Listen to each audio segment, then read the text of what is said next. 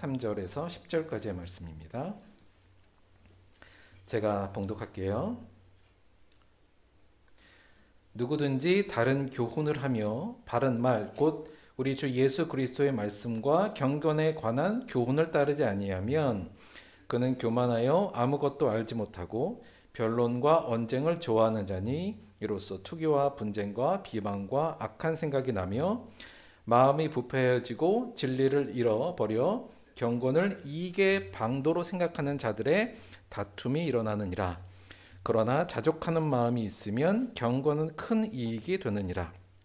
우리가 세상에 아무것도 가지고 온 것이 없음에 또한 아무것도 가지고 가지 못하리니 우리가 먹을 것과 입을 것이 있은즉 족한 줄로 알 것이니라. 부하려 하는 자들은 시험과 올무와 여러 가지 어리석고 해로운 욕심에 떨어지나니 곧 사람으로 파멸과 멸망에 빠지게 하는 것이라. 돈을 사랑함이 일만하게 뿌리가 되나니 이것을 탐내는 자들은 미혹을 받아 믿음에서 떠나 많은 근심으로써 자기를 찔렀도다. 아멘. 오늘은 자족의 기술 이런 제목으로 하나님의 말씀 함께 잠시 나누도록 하겠습니다. 먼저 저희 약간 추억 여행, 시간 여행 잠깐 좀 해보도록 할까요? 요게 예전에 제가 초등학교 저학년 때 저희 학교 교실에 있었던 걸로 기억합니다. 요거 지금 우리 세대들은 이거 전혀 못 보신 거죠?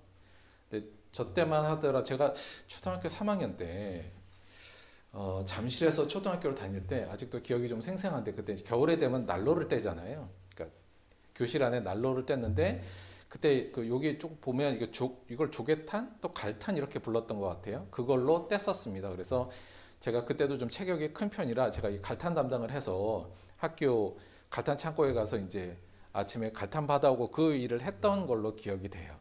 요즘 세대에 보면 저런 게 있었어? 그럴만 하지만 저 때는 겨울이면 저 갈탄으로 초등학교 3학년이지만 저거 한 바퀴씩 제가 들고 나르고 저걸로 난로 떼고 그 위에 도시락 얹어서 밥 데워서 먹고 그랬던 시절이 있습니다. 한 40년 전 그렇게 되죠. 그거에 비하면 요즘 친구들은 정말 좋은 환경에서 정말 좋게 공부하고 최첨단 시설이 갖춘 교실에서 즐겁고 행복하게 공부하는 것 같아요. 우리 시대에 비하면. 그런데 이때를 우리는 지금 힘들었다고 얘기하지만 그 전 세대에 가서는 이것은 정말 행복한 일이었죠. 그러니까 1980년 또는 70년대에 지나서 한 30년 전만 내려가더라도 우리나라 1950년대의 모습은 이랬습니다. 이게 1951년 정도 사진인 것 같아요. 저기 보면 수원이라고 적혀 있고요. 좀 잘 안 보이는데 저 성 좀 이상하죠. 폭격에 부서진 성 모습입니다. 전쟁 때 사진이고요. 이 사진은 전쟁 때 피난 가던 모습을 어떤 미군 기자가 찍었던 사진을 한 겁니다. 뭐 당시에 저도 겪어보지 않은 시절이지만 1950년에 6.25 전쟁이 났을 때 정말 집까지 몇 개 들고 애들 데리고 피난 가시던 많은 분들이 있었죠. 사실 우리는 아직은 지금 제 세대도 전쟁을 경험해 보지 못했지만 전쟁이 가지고 있는 그 공포와 또 거기에서 오는 수많은 이별들 또 그 어려움을 우리가 상상하지 못한 것 같습니다. 많은 분들이 그랬었고요. 1951년에 서울시청 앞 모습입니다. 사뭇 다르죠. 지금하고 크게 그렇게 오랜 세월이 아닌데도 불구하고요. 이 시대를 살았던 분들에게는 저 갈탄을 떼우면서 교실에서 그렇게 따뜻하게 공부하던 때가 너무나도 아마 부러웠을 그런 모습이었을 것 같습니다. 6.25 때 무슨 공부도 못하고 사실은 정말 교실에 앉아서 공부하는 것만이 소원일 때도 있었으니까요. 조금 더 과거로 가면 어땠을까요? 그때는 1950년대 이때를 더 그리워하는 분들도 있었을까요? 그랬을 수도 있을 것 같아요. 1900년대 초에 동대문의 모습입니다. 정말 아무것도 없었죠. 우리나라가 벌써 한 120년 정도 이 정도 전이긴 합니다만 정말 없었고 이곳은 청계천에서 빨래하는 모습이었대요. 1900년대 초입니다. 보시면 상황이 좀 겨울 같죠? 한 겨울인데 청계천 바닥에 내려가서 지금 빨래하고 있잖아요. 아낙들이. 얼음물 깨고 그 시절의 삶도 있었다는 거죠. 오늘날 생각하면 정말 뭐 그렇죠. 뭐 별의별 세탁기부터 건조기부터 식세기부터 뭐 저희들의 삶이 워낙 윤택하고 좋은데 한 140, 120년 전만 하더라도 한겨울에 얼음장 같은 차가운 물에서 빨래하던 것이 우리네 일상의 모습이었습니다. 그때 분들이 생각하면 오늘날은 정말 천지개벽할 일이겠죠. 사실은 우리가 역사적으로 쭉 상황을 살펴보고 우리 안에 또 우리의 과거를 쭉 여행하다 보면 이런 생각이 좀 들기도 해요. 어떤 생각 드세요? 아, 옛날 사람들 참 안 됐다. 뭐 이런 생각보다도 한편으로 보면 그런 마음도 맞지만 이건 확실한 것 같습니다, 여러분. 뭐냐면 한반도에서 태어난 수많은 인생들이 있지 않았겠습니까? 과거로부터 수천 수만 명이 수억 명이 살다 죽었겠는데요. 그 중에서 물질적으로나 환경적인 삶의 측면에서는 오늘날을 살고 있는 우리가 지금 최고의 시대를 살고 있는 건 부인할 수 없는 것 같습니다. 역사적으로 이 땅에서 태어나다 살다 간 사람 중에 오늘날 우리가 제일 부유하고 그래도 편안한 삶을 살고 있다는 건 부인할 수 없다는 거죠. 지난주에 저희가 요 얘기를 좀 드렸어요. 요 명제를 좀 말씀드렸는데 뭐였냐면 우리가 예수를 잘 믿기 위해서는 우리가 좀 행복해질 필요가 있다는 말씀을 좀 드렸습니다. 그랬죠? 그러니까 우리가 만족함, 마음의 여유와 또 삶의 스스로의 만족함이 있는 그런 행복감이 있어야 예수를 좀 잘 믿을 수 있다 이런 말씀을 드렸어요. 그래서 우리가 좀 행복해질 필요가 있다는 말씀을 좀 드렸습니다. 그런데 사실 이게 조금 어색한 어떤 논리예요. 그동안 우리가 갖고 있던 신앙적 논리에 의하면 기본적으로 저희가 갖고 있고 익숙한 신앙적 논리는 뭐냐면 예수를 잘 믿으면 우리는 행복해진다 이거잖아요. 그러니까 기본적인 논리가 이거거든요. 우리의 논리. 근데 사실 지난주에 말씀드린 이 어떤 명제나 이 논리는 사실 그동안 우리가 잘 익숙하지 않은 그래서 조금 낯설다 이렇게 느껴질 수도 있을 것 같아요. 그런데 이걸 좀 조금만 더 자세히 분석하면 좀 이렇습니다. 뭐냐면 여러분 예수를 잘 믿으면 우리는 행복해진다. 이걸 다른 말로 바꾸면 우리가 행복해지기 위해서는 예수를 잘 믿어야 한다잖아요. 사실 같은 말이에요. 거꾸로만 해놓은 걸 뿐인데 우리가 일반적으로는 이렇게 고백하진 않아요. 하나님 나 행복하기 위해서 하나님 믿어요. 이렇게 고백하진 않잖아요. 그럼에도 불구하고 우리가 예수를 믿으면 나는 행복해진다는 이 기본적인 신앙적 논리가 우리 마음속에 좀 깊이 들어와 있어요. 근데 그걸로 보자면 지금 위하고 아래의 두 가지의 논리는 정반대의 논리가 됩니다. 위에는 예수를 잘 믿기 위해서 우리는 행복해질 필요가 있다고요. 밑에는 우리가 행복해지기 위해서는 예수를 잘 믿어야 된다는 논리잖아요. 사실은 둘 다 목적과 수단이 있는데 이 수단과 목적이 바뀐 상태예요. 지금 다시 말해서 위에는 목적이 뭐예요? 예수를 잘 믿는 거고 아래의 목적은 뭐예요? 행복해지고 싶은 욕망이 목적인 거예요. 수단은 뭐냐면 예수를 잘 믿기 위해서 행복해져야 된다는 거고 밑에는 행복해지기 위해서는 예수를 믿어야 된다는 거죠. 그러니까 목적과 수단이 바뀐 거잖아요, 완전히. 그러니까 사실은 굉장히 다른 논리인 거예요. 그래서 사실은 조금 우리가 어색해하는 게 맞아요. 왜냐하면 그전에는 우리가 밑의 논리를 우리의 사실 신앙적 상식으로 이해하는 경우가 많았기 때문에 그래요. 그거는 뭐랄까요? 우리가 교회에서 배운 게 그럴 수도 있고 또 다른 우리의 신앙적 다양한 여정 속에서 그게 우리 안에 들어왔을 수 있는데 밑에 내용은 보통 이 논리는 이렇게 흘러가야 뭐냐면 우리가 행복해지기 위해서는 예수를 잘 믿어야 된다. 반대로 똑같은 말로 예수를 잘 믿으면 행복해진다. 우리가 이렇게 기본적으로 알고 있고 그럼 예수를 잘 믿는 건 뭐냐? 이렇게 했을 때 우리가 기본적으로 갖는 내용이 뭐예요? 예수를 잘 믿는 건 예배 열심히 잘 드리고 주일 성수하고 또 헌금 잘 내고 교회에 와서 봉사 열심히 하고 그리고 예배 잘 드리고 헌금 열심히 하고 봉사 잘해서 교회에 높은 직분 가면 이걸 잘하면 하나님께서 우리에게 하나님의 능력으로 우리를 행복하게 만들어 주신다. 이 기본적인 논리로 우리가 기본적인 신앙적 논리로 갖고 있어요. 그런데 사실은 위의 내용은 좀 다른 거예요. 그래서 지금 저희가 지금 강조하고 있는 건 뭐냐면 여러분 밑의 논리는 일단 좀 잊어버리십시다. 이 얘기를 지금 하는 거예요. 계속적으로. 조금 심하게 말씀드리자면 밑의 내용은 어떤 논리냐면 이건 종교적 논리라는 말씀을 좀 드렸어요. 계속. 그러니까 이거는 참 신앙적 진리라기보다는 종교 생활의 일단 논리다. 이렇게 말씀을 좀 드렸고요. 그래서 밑의 논리는 잠깐 잊어버리시고 사실은 위의 내용이 성경에서 우리에게 요구하는 거다라는 얘기를 지금 계속적으로 하고 있는 거예요. 조금 어렵지만 좀 들어보시면 그래서 우리 예수 위에 원래대로 하자면 우리의 원래 신앙의 목적은 뭐예요? 예수를 잘 믿는 게 우리의 목적이에요. 그 예수를 잘 믿는다는 건 뭐냐 할 때 우리가 짧게 해서 서로 사랑의 삶을 계속적으로 강조했어요. 그게 하나님께서 우리에게 원하시는 예수를 잘 믿는 길이라는 말씀을 좀 드렸고요. 그렇기 위해서는 우리가 좀 행복한 마음을 가지는 게 필요하다. 왜냐하면 우리 안에 내가 불행하고 슬프고 맨날 우울하고 하면 남을 사랑하기가 어렵잖아요. 그래서 지난주에 우리가 그런 목적으로 우리가 좀 행복해질 필요가 있다는 말씀을 드렸고, 그러기 위해서 뭘 하지 말자고요? 비교를 하지 말자. 타인들과 비교를 통해서 우리가 워낙 타인들과 비교를 통해서 비교 우위를 통한 어떤 안도를 느끼거나 또는 비교 열위를 통해서 열등감을 느끼는 것 때문에 우리가 사실은 그거 안에서 헤매느라 정말 서로 사랑하는 길을 놓치는 경우가 많으니, 되도록 이 비교는, 남과 비교하는 건 적합하지도 않고 정당하지도 않으며 성경에서 이거는 사탄이 우리를 하나님의 길에서 멀리하게 하는 기술이니 이것을 우리가 금지하자, 이 말씀을 계속 좀 드린 거잖아요. 그래서 원하기는 여러분 그 밑에 논리는 잠깐 잊어버리시고 우리가 위의 논리에 좀 집중하시다, 이 말씀을 다시 한번 좀 드리고요. 또 한 가지, 이 두 가지의 차이가 하나 있는데 주목해야 될 게 뭐냐면요, 밑에서는 행복이라는 건 굉장히 수동적인 거예요. 내가 행복해지는 것. 왜냐하면 내가 예수를 잘 믿으면, 그러니까 예배하고 헌금하고 봉사를 잘하면 행복은 누가 주는 거예요?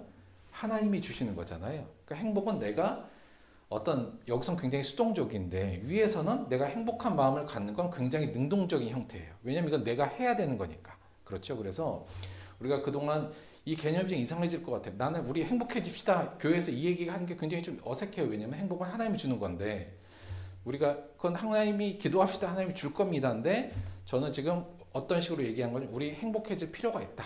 우리 스스로가 마음의 행복의 안정을 찾는 것들이 필요하다는 말씀을 드렸잖아요. 이게 좀 능동적으로 우리가 생각해야 된다는 말씀을 드리고, 그렇기 때문에 그동안 우리가 이걸 수동적으로 생각했기 때문에 내 행복한 삶을 사는 것, 또 행복의 마음을 갖는 것에 대한 우리의 뭐랄까 연구나 노력이나 훈련들이 좀 굉장히 부족한 것이 아닌가, 그런 생각을 들어요. 그래서 앞으로 우리가 조금 더 행복해지는 또 다른 수단과 방법에 대한 공부들을 조금 더 할 텐데, 첫 번째가 비교 금지였다는 거 기억해 주시고요.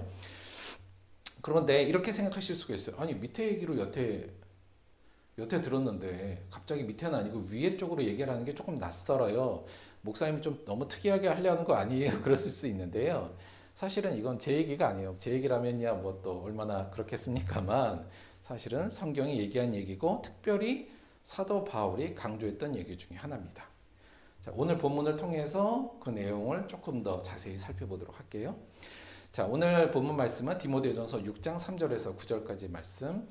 디모데서는 사도 바울이 자신이 정말 사랑하는 제자였던 디모데에게 보낸 편지입니다. 거기에 다양한 목회적 교훈을 담아서 주고 있는데, 오늘 말씀은 그 중에서 맨 마지막 결론에 해당하는 부분이긴 해요.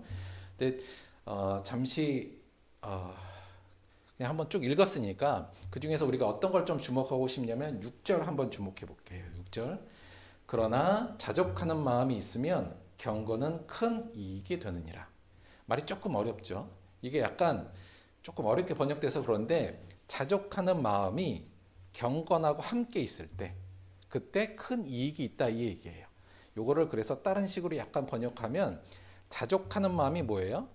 내 스스로가 타인과 비교를 통해서가 아니라 내 스스로가 내 존재에 대해서 만족해하는 마음이 자족하는 마음이잖아요. 그 자족하는 마음, 다른 식으로 얘기하면 타인과 비교하지 않은 마음이 함께 할 때 경건은, 예수님을 따르는 삶에는 큰 열매가 맺힌다, 지금 이 얘기를 하고 있는 거거든요. 그러니까 여기서는 경건, 다시 말하면 예수님을 따르는 것과 여기에 자족하는 마음이 사실은 결합돼 있어요. 그러니까 둘이 떨어지면 안 된다는 얘기고, 이 둘을 한 세트로 보고 있다는 얘기죠. 그래서 이게 사실은 사도 바울이 굉장히 강조했던 얘기입니다. 우리가 하나님을 믿고 따라가는 데 있어서 자족하는 마음이 있어야 돼요. 내 스스로가 내 존재, 그러니까 다른 사람과 비교하고 물질적 조건이 이런 것이 아니라 내 자체, 내 존재 자체로 만족하고 감사하는 그 상황이 돼야 제대로 경건의 열매가 맺혀질 수 있다는 얘기를 지금 하고 있는 거거든요. 저희가 말하는 그 위쪽 논리를 사도 바울이 꾸준히 얘기했던 부분입니다. 요 말씀을 조금 더 분석해서 설명을 드리면, 그러면 만약에 우리가 신앙생활을 할 때 이 자족하는 마음이 없으면, 다른 식으로 얘기하면 우리가 비교의식에 사로잡혀서 끊임없이 다른 사람과 비교하고 그걸로 인해서 내가 더 나아지려고 하거나 또는 또 열등하면 그걸로 우울해하고 그런 속에 매몰되어 있으면 어떻게 되느냐도 오늘 본문에 두 가지로 얘기하고 있어요. 그러니까 우리가 신앙생활을 할 때 자족하는 마음, 내 마음에 제대로 된 참된 행복이 없으면, 근데 여기서의 행복을 여러분 그렇게 생각하시면 안 돼요. 그러니까 내가 예수를 잘 믿으려면 행복해야 된다. 아, 그래, 내가 행복해야 되려니까 돈도 많이 벌고 높은 사람 되고 내 꿈이 다 이루어지면 예수 믿는다. 이게 아니고요. 예, 그런 의미의 행복이 아니라 여기에 행복의 내용은 뭐예요? 자족하는 마음. 다른 사람과 비교하는 것이 아니라 내 존재 자체, 현재 있는 내 존재 자체에 내가 만족할 수 있는 마음이 되는 것, 이게 중요하다는 얘기예요. 근데 만약에 자족이 없으면 비교의식이 사로잡히면 어떻게 되냐에 대해서 첫 번째 3절, 4절, 5절은 어떻게 되냐면 그런 사람들, 자족하는 마음이 없이 신앙하고 경건에 따른 사람들은 경건이 이익의 수단이 되어 다툼과 분쟁이 유발된다고 얘기하고 있어요. 5절에 보면 마음이 부패하고 진리를 잃어버려 경건을 이익의 방도로 생각하는 자들의 다툼이 일어나느니라. 그러니까 이건 뭐냐면 우리가 이제 비교라는 의식이 여전히 있으면 우리가 하나님을 쫓고 예수 그리스도를 따른다는 그 경건이 목적이 아니라 수단이 되어서 그것이 사람들 사이에 다툼과 분쟁을 유발한다는 거예요. 쉽게 말하면 우리가 쭉 살펴본 바리새인과 같은 경우죠. 바리새인 같은 경우 어떤 거냐면 하나님을 믿는다고 했지만 그들의 기도와 예배와 헌금 같은 경건의 행동들이 사실은 하나님을 위한 게 아니라 뭘 위한 거였어요? 자신의 이익, 자신의 의로움을 사람들한테 드러내는 수단으로 활용됐잖아요. 그러므로 인해서 그들의 마음이 부패해지고 진리를 잃어버리는 부분에 대해서 예수님께서 굉장히 질타하시지 않았습니까? 그런 거와 같이 우리가 자족하는 마음 없이 경건하면 신앙적으로 타락할 수밖에 없어요. 왜냐하면 신앙 안에서도 이 신앙이 비교 우위를 점하기 위한 어떤 하나의 수단이 되니까 그래요. 사실은 우리가 교회 생활하다 보면 이런 게 굉장히 많죠. 사실 목사님들도 그렇고요. 그러니까 굉장히 경쟁이에요. 신앙 안에서도 신앙적으로 경쟁하는데 그것도 내가 더 뛰어나다, 이것이 맞다, 저것이 맞다로 싸우면서 다툼과 분쟁이 일어나는 거죠. 하나님 경건의 길은 뭐예요? 서로 사랑인데 정반대인 투기와 분쟁과 비방과 악한 생각이 양산되는 이유는 뭐냐? 자기 마음에 자족의 마음이 없이 비교 우위를 느끼고 싶어하는 그 욕심이 있기 때문에 그렇다는 거죠. 오늘 말씀의 배후에 여기 3절에 보면 다른 교훈이라는 말이 나오잖아요. 이거 조금 길게 주석하려면 좀 너무 힘들어서 좀 너무 길어서 그냥 짧게만 말씀드리면 당시에는 요 당시에는 사실은 그 예수님에 대한 교훈에 대해서 많은 교사들이 서로 다른 이야기를 많이 했어요. 어떤 사람들은 영주의적 가르침을 예수님의 길이다. 어떤 사람은 율법주의적인 길을 예수님의 길이다. 그러니까 이게 예수님 믿는 거야. 이게 정말 예수님 믿는 거야. 내가 더 잘 알아. 내가 예수님하고 더 친하니까 막 이런 식으로 서로 그걸로 싸웠다는 얘기예요. 그러니까 이건 사변적인 싸움인데 정작 예수님의 길인 서로 사랑의 길은 외면하고 오히려 내가 더 뛰어난 예수님의 선생이다. 이걸 갖고 서로 싸우는 일이 굉장히 많았어요.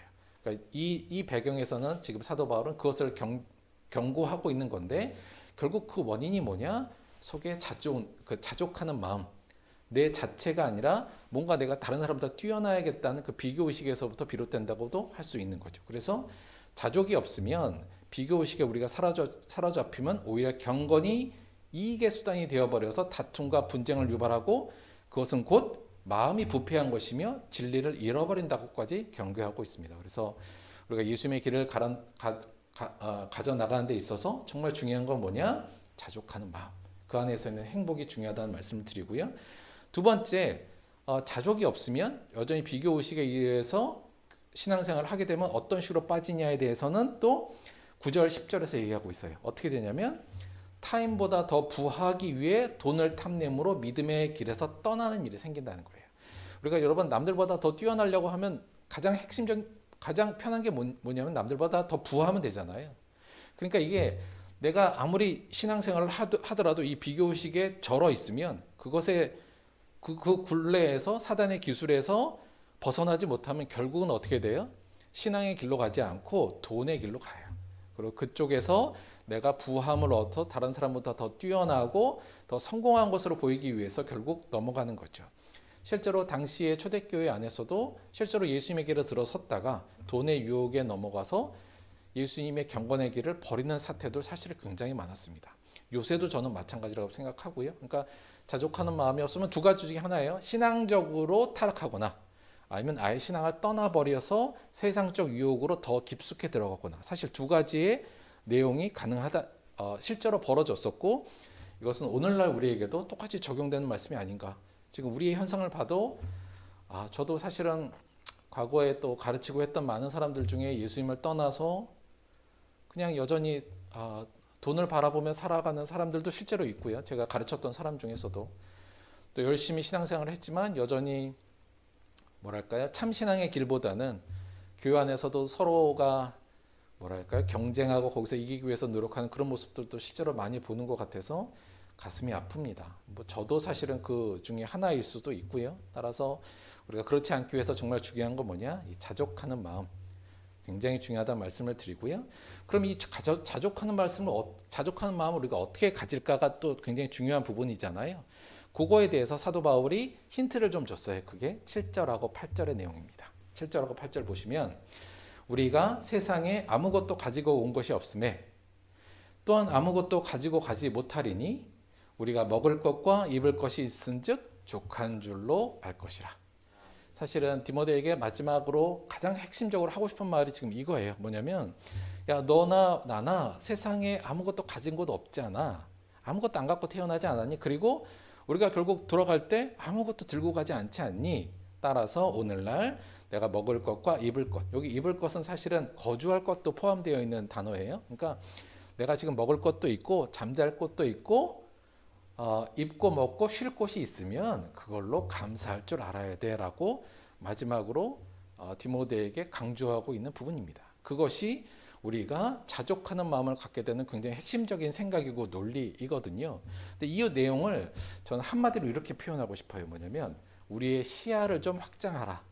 이렇게 새롭게 좀 새롭다기보다는 이렇게 얘기하고 싶어요. 뭐냐면 지금 사도 바울이 디모데에게 하는 건 뭐냐면 위에 보세요. 보면 우리 시야가 어디에 꽂혀 있냐면 나는 쟤보다 똑똑해야 돼.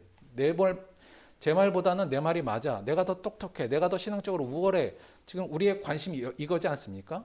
밑에 내용으로 보자면 뭐냐면 내가 저 사람보다 덜 성공했어? 더 성공했어. 저 사람이 나보다 더 뛰어난가? 더 부자인가? 이거에 관심이잖아요. 그런데 오늘 말씀에 의하면 우리의 시야를 지금 어디로 끌고 가냐면 우리가 태어났던 그곳으로 우리 시야를 끌고 가잖아요. 너희가 세상에 태어났을 때 그 모습. 근데 태어났을 때 우리가 뭘 갖고 태어났나요? 아무것도 안 갖고 태어났고 그 생명조차 누구 거예요? 하나님으로부터 온 거잖아요.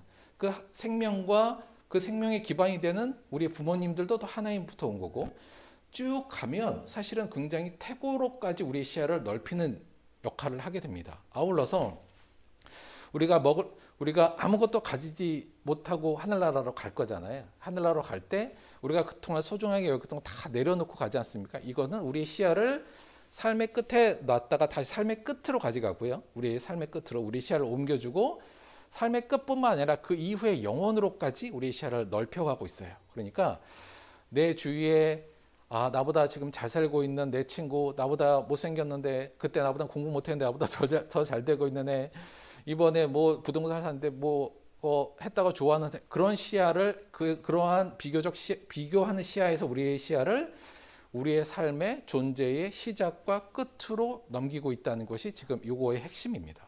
그러니까 우리의 시야를 확장하자. 그것이 우리의 자족하는 마음을 갖게 되는 굉장히 중요한 어떤 하나의 방법이라는 사실을 지금 우리가 좀 강조해 드리고 싶어요. 이 부분을 조금만 더 우리의 시야를 넓히는 걸 조금만 더 우리 시대로 약간 적용해서 이렇게 좀 여러분하고 함께 공유하고 싶어요. 첫째는 뭐냐면 여러분 좀 우리의 공간적 시야를 좀 넓히자 이 얘기를 좀 하고 싶어요. 뭐냐면 우리가 사실은 여러분 그런 경험 있으시잖아요. 우리가 이제 높은 산에 올라가거나 높은 비행기 타고 세상을 바라보면 그동안 우리가 잘 못 느끼던 그런 거 느끼신 적 있죠. 우리가 이 땅에 살 때는 아이고 나도 성공하고 어떻게 해야 되는지 막 이런 걱정하다가 이런 데 쓱 올라가서 보면 사람 사는 게 말이죠. 별거 아닌 거예요. 그렇죠? 개미 같은 인생 저기서 그냥 옹졸옹졸하고 사는구나 그런 느낌 좀 느끼시죠. 그러면서 높은 산 위에서 이렇게 보면 야 내가 뭐 때문에 그렇게 고민하고 그렇게 고통스러워했는가. 사실 보면 아무것도 아닌데 인생이란 이런 느낌이 좀 들잖아요. 그건 우리의 시야를 굉장히 좀 확장할 때 느껴서 그래요. 저는 우리가 이런 시야적 확장을 조금 더 많이 여러분의 삶에서 경험했으면 좋겠어요. 조금 더 시야를 확장하면 어떻게 되냐면 지구 전체만으로 우리의 시야를 좀 확장하면 내 주변에 내 친구나 뭐 이런 사람들이 아니라 내 시야를 주변만 지구적으로만 확장해도 사실 우리 안에 감사하는 것들이 굉장히 많습니다. 사실 생각해 보면요. 지금 우리가 고민도 많고 어렵고 삶이 어렵고 뭐 그렇다 할지라도 여러분 지구로만 볼게요. 우리나라가 세계 경제 대국으로 치자면 한 10위 정도 하잖아요. 지금 한 78억의 전체 지구의 인구가 있는데 우리의 지금 삶의 수준이 몇 등 정도 할까요? 여러분 거의 최상입니다. 이 정도 사는 게 지구상에 있는 수많은 사람들 중에 거의 최상의 삶을 살고 있는 건 부정할 수 없어요. 그러니까 사실은 우리가 내 주변에보다는 나보다 잘 사는 사람도 물론 있고 나보다 성공했다고 칭찬받는 사람도 있겠지만 전 지구적으로 보면 내 삶이 정말 축복받은 삶이라는 걸 느낄 수 있습니다. 더군다나 우리가 관심을 지구 곳곳에 놓으면 사실 지금 미얀마 사태뿐만 아니라 세상에 굉장히 어렵고 힘든 가운데 살아가는 수많은 인류들이 있잖아요.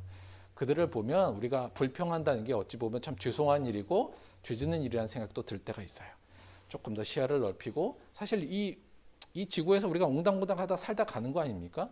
여기에서 뭘 그렇게 남과 비교하면서 살면서 가슴 아프고 미워하고 할 일이 있는지 그뿐만 아니라 제대로만 비교해도 우리의 삶은 지금 넉넉히 감사가 충만할 만한 상황이다라는 것도 잊으시지 말자는 말씀을 좀 드리고요. 이게 시야를 더 조금 넓혀볼게요. 더 넓혀보면 이게 제가 나름 준비한 건데 안 보이는데 여기에 별이 하나 있어요, 여러분. 그림에 안 보이시죠? 이게 요건데 요거 조그만 별 하나 보이시죠? 이게 무슨 별일까요? 아주 조그맣게 보이긴 하시죠? 요 무슨 별일까요? 지구입니다. 어디에서 찍었을까요? 화성에서 찍었어요. 화성에 간 큐리오시티가 화성에서 본 지구를 찍은 거예요. 배지도 않아요, 여러분. 그렇죠? 근데 이 태양계가요. 사실은 우리가 있는 은하계 중에서는 또 배지도 않아요. 그런데 그 태양계 안에 우리는 또 보이지도 않는 존재입니다. 그렇잖아요? 그러니까 저 보이지도 않는 별에서 우리가 지금 찰나의 순간을 살잖아요. 지금 살고 가는 것뿐이에요. 여기에서 네가 더 뛰어나다, 내가 더 뛰어나다, 내가 성공했네, 뭔 의미가 있겠습니까? 그렇죠? 하나님의 관점에서 보자면 우리는 정말 먼지만도 못한 인생인데 아무 의미 없거든요. 물질적으로 보면 우리가 의미 있는 이유는 뭐예요? 그 창조주의 숨결이 우리 안에 있고 그 창조주의 소망이 우리 안에 불타고 있으며 그 창조주의 약속이 우리 안에 있기 때문에 의미가 있는 거지. 이 땅에서 창조주가 갔을 때 네가 무슨 학교를 나왔니, 몇 등을 했니, 어느 학교를 다녔으며 어떤 회사를 다녔고 어떤 성취를 있었니 이런 건 아무것도 없는 거죠. 하나님 앞에 갈 때 가지고 가는 건 아무것도 없습니다. 남는 의미는 아무것도 없죠. 뭐만 있냐? 거기에 네가 예수 그리스도의 길, 하나님이 원하신 그 가치, 사랑의 가치가 네 삶 속에 있었냐 없었냐는 없어지지 않아요. 그것은 하나님 앞에 다 상달되는 거잖아요. 그 가치만 우리 안에 있다면 이 땅에서 서로 그렇게 비교하고 뭐 이러면서 슬퍼할 보다는 이 은혜를 주신 하나님께 분명히 우리가 감사할 수 있다. 그런 의미로 우리가 조금 더 이 시야를 훨씬 높여서 그냥 내 주변에 있는 사람을 보지 말고 시야를 넓혀서 공간적인 시야, 무한으로까지 하나님의 시야로 넓히는 것을 하자면 우리가 훈련을 하면 조금 더 우리가 자족하는 상태로 우리가 있기 자족하는 상태를 우리가 쉽게 만들 수 있다는 생각이 좀 들어서 이런 훈련을 우리가 좀 더 계속 했으면 좋겠다는 생각이 들고요. 두 번째는 사실은 아까 처음에 했던 건데요. 우리가 시간적인 시야를 좀 넓혀서 그냥 오늘의 나만 보는 것이 아니라 과거로만 쭉 내려가다 보면 아까 봤듯이 여러분 되게 감사한 겁니다. 사실 이 땅에서 살아가는 수많은 인류 중에 오늘날 우리가 이 땅을 지금 살고 있다는 건 엄청난 행운이지 않습니까?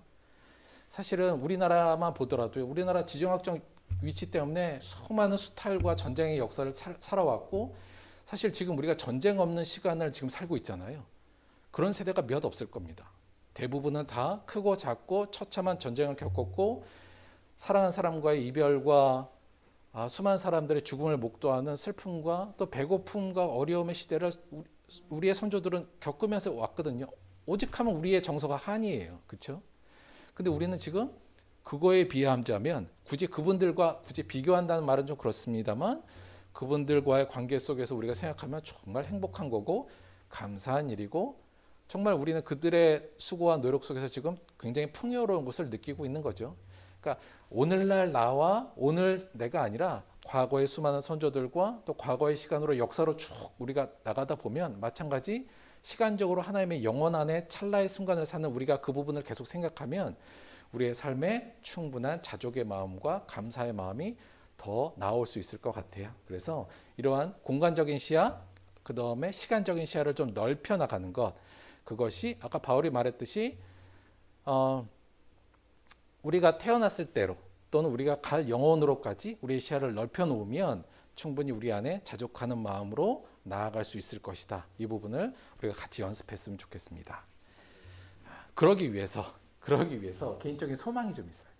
그러니까 뭐냐면 이러한 시야를 넓히는 데 있어서 제가 뭘 하면 좋을까? 물론 우리가 열심히 기도도 하고 또 성경도 읽고 이런 것도 더 중요하고 기도도 하고 이런 거 중요한데요. 개인적으로는 제가 이제 목회 시작하면서 소망했던 부분이 뭐였냐면 이걸 위해서 여러분 공간적 시야를 넓히기 위해서 제일 좋은 건 뭐냐면 역시 자연 속으로 들어가는 겁니다. 사실은 비교 안 하는 제일 좋은 방법은 자연인으로 사는 거거든요. 산속에 들어가서 혼자 살면 비교할 게 없잖아요. 그게 제일 좋긴 해요. 그런데 그게 안 되는 건 안 된다기보다는 우리의 목표가 뭐예요? 서로 사랑이잖아요. 사랑할 대상이 있고 함께 어울리는 게 하나님께서 원하시는 거지 뚝 떨어져서 비교 없이 그냥 나 혼자 편히 사는 걸 원하시는 건 아니니까. 하지만 그 자연 속으로 우리가 들어가면 그 하나님의 높으심, 이 땅의 자금, 나의 연약함, 그리고 하나님의 광대하심 이런 걸 우리가 쉽게 느끼잖아요. 그래서 대부분 여러분이 자연으로 좀 많이 가셨으면 좋겠고요. 웬만하면 그런 일들을 좀 많이 만들으셨으면 좋겠고 아울러서 우리가 시간적 어떤 시야를 넓히기 위해서는 사실 역사 공부를 좀 하는 게 필요하다는 생각도 들어요. 그 역사 공부가 굉장히 유익하다는 생각이 듭니다. 이 두 개를 합치면 뭐가 되냐면 역사와 자연을 품을 수 있는 시간을 우리가 가질수록 자족하는 마음을 얻는데 제가 도움이 될 것 같은데요.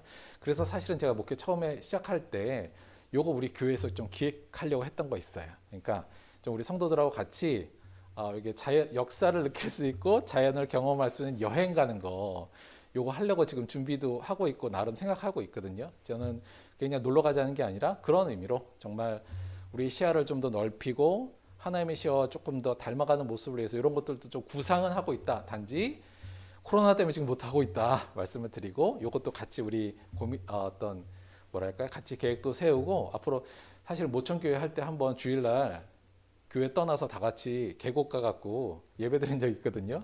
약간 그런 느낌으로 하려고 했던 부분이긴 한데 앞으로 여러분과 이 시야를 넓히는 다양한 방법들에 대해서도 또 고민을 할 것이다. 이것도 좀 같이 알아주셨으면 좋겠습니다. 정리할게요. 자족하는 마음은 경건의 열매를 맺게 하지만 비교하는 마음은 경건을 타락시키거나 경건에서 떠나게 한다. 요거 잊지 마시고요. 비교하는 마음이 사탄의 기술이라면 자족하는 마음은 성령이 우리에게 주시는 놀라운 기술입니다. 우리의 좁은 시야를 좀 넓혀서 늘 하나님의 주신 것에 만족하며 또 주시지 않은 것에 대한 미련을 버리도록 노력합시다. 그럴 때 우리 안에 경건은 큰 유익으로 우리에게 다가올 것이며 우리가 다가가려고 하는 예수 그리스도를 따르는 길도 훨씬 수월하고 아름답게 진행될 수 있을 겁니다. 비교하는 마음을 좀 버리시고 타인들과 내 존재 자체에 주신 하나님의 은혜에 감사하며 만족하는 삶을 살도록 노력해야 되는데요. 사실 이거 굉장히 어려운 겁니다, 여러분. 말만 제가 이렇게 했지. 왜냐하면 눈만 뜨면 비교 대상이 눈앞에 쫙 걸려 있고 듣는 소리도 다 비교하는 내용인데 그런 걸 다 무시하고 내 안에 비교의식을 없애고 자족하는 마음을 갖는다는 거 여러분 굉장히 어려운 겁니다.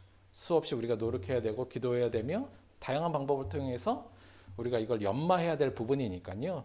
그냥 그렇지 하고 넘어가는 것이 아니라 여러분도 꾸준히 이거에 대해서 고민하시고 함께 이 방향으로 좀 나아가는 것 같이 한번 노력해 줬으면 하는 것 다시 한번 부탁을 드립니다. 마지막으로 오늘 이 말씀 다시 한번 좀 마음에 새길게요. 우리가 세상에 아무것도 가지고 온 곳이 없음에 또한 아무것도 가지고 가지 못하리니 여러분 우리 세상에 아무것도 안 갖고 왔잖아요. 약간 타타타 가사 같기도 한데 맨몸으로 와서 옷 한 벌은 건졌잖소와 비슷하게 근데 그거보다 훨씬 크죠. 생명도 우리 것이 아니고 하나님의 주신 거고 아무것도 가지고 오지 않았는데 여간 지금 잘 살고 있지 않습니까? 먹고 내가 마시고 입고 거주할 곳이 있으면 감사함으로 지내는 것. 그 과정을 통해서 우리가 아울러서 내가 지금 이거 없어요, 나는 이게 없어요, 정말 힘들어요 하는 모든 것들 곧 하나님 앞에 갈 때 다 두고 가고 아무것도 가지고 가지 않는다는 거, 그에 대한 미련을 버림으로 통해서 우리가 이 자족하는 마음을 통해 늘 하나님의 길에 우리가 더 한 발짝 나아가게 되기를 주님의 이름으로 간절히 축원드리고 부탁드립니다. 기도하겠습니다.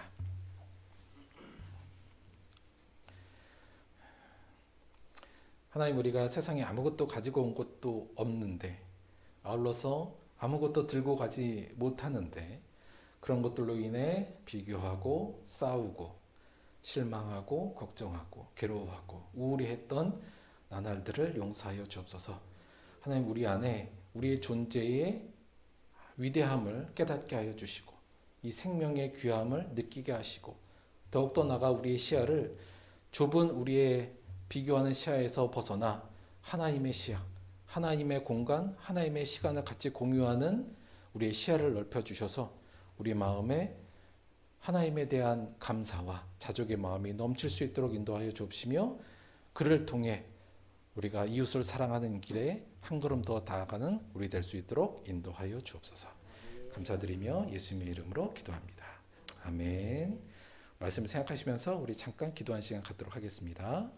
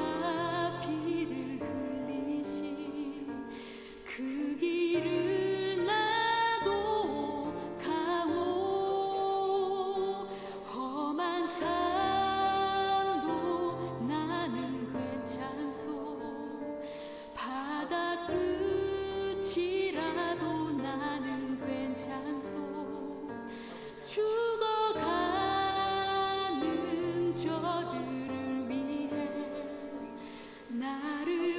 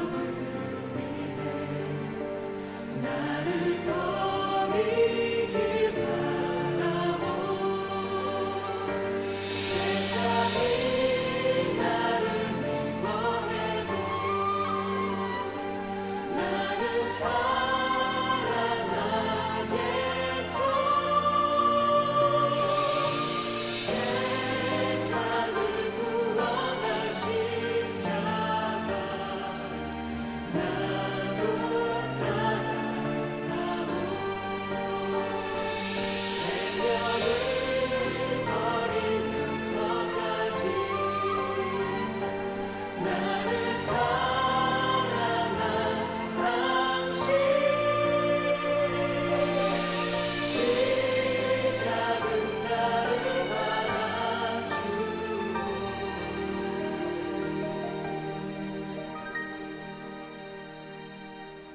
나도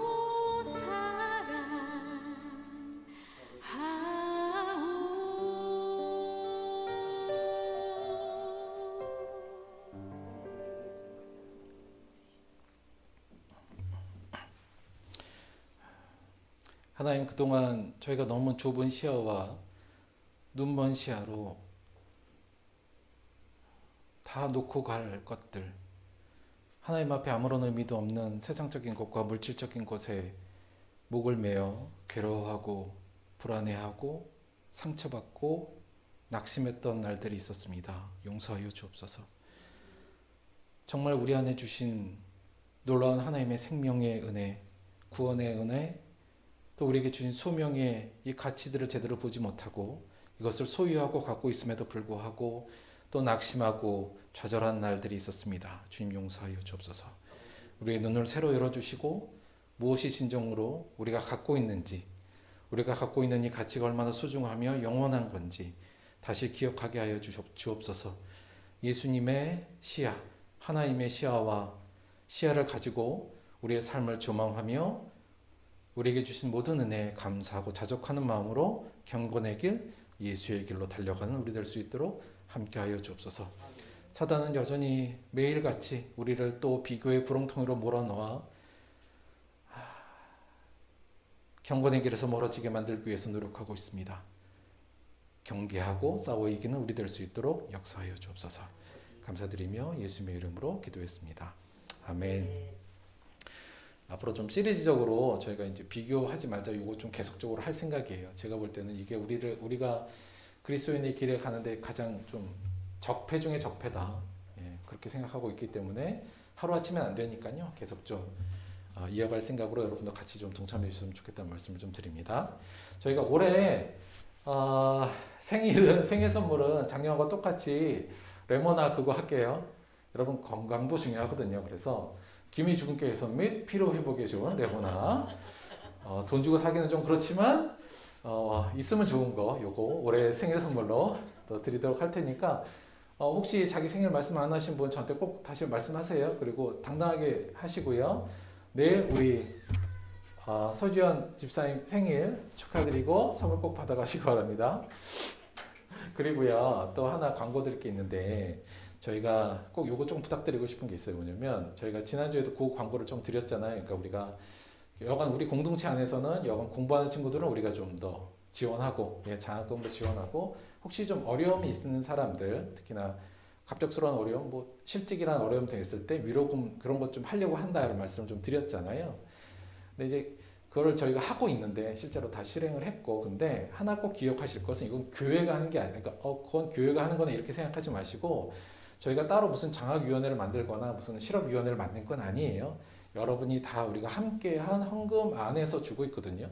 그러니까 왜 그렇게 하냐면 우리가 다 같이 그거에 동참하는 거예요. 그러니까 여러분이 우리가 하고 있다 이렇게 생각하시고 교회가 하고 있다 이렇게 생각하지 마셨으면 좋겠어요. 그리고 정말 감사하고 그런 것은 또 우리가 이런 얘기를 좀 하니까 우리 교회는 오지 않지만 그 뜻에 동참하시는 분들이 또 거기에 동참하신 분들이 꽤 몇 분 계십니다. 너무나도 감사드리고 그분들도 이거에 모두 동참하고 있다는 의식을 같이 가지고 나는 지금 우리 교회에 하여튼 공부하는 친구들을 내가 지원하고 있다.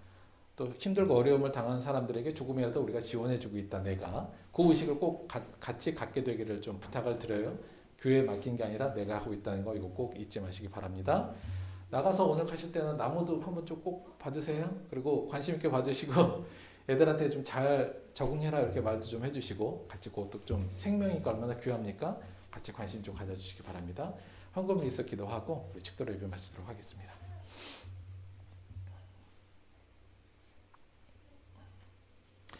하나님 우리 안에 자족하는 마음을 허락하여 주옵소서. 단순히 그렇지 않음에도 불구하고 그 마음을 억지로 갖는 것이 아니라 우리의 시야를 넓게 열고 제대로 열면 정말로 우리 안에 지금 존재만으로 지금 내 존재만으로 감사해야 될 것이 너무 많음을 볼 수 있도록 인도하여 주옵소서. 아울러 사단이 주는 이 비교의 구렁텅이에서는 이 함정에 우리가 빠지지 않게 하시고 늘 싸워 이기는 자 될 수 있도록 인도하여 주옵소서. 그리하여 예수를 따르는 길, 참 경건의 길에 큰 열매를 맺는 우리 모두가 될 수 있도록 함께하여 주옵소서. 주신 은혜 감사하여 정말 생명 같은 물질로 주님 앞에 나옵니다.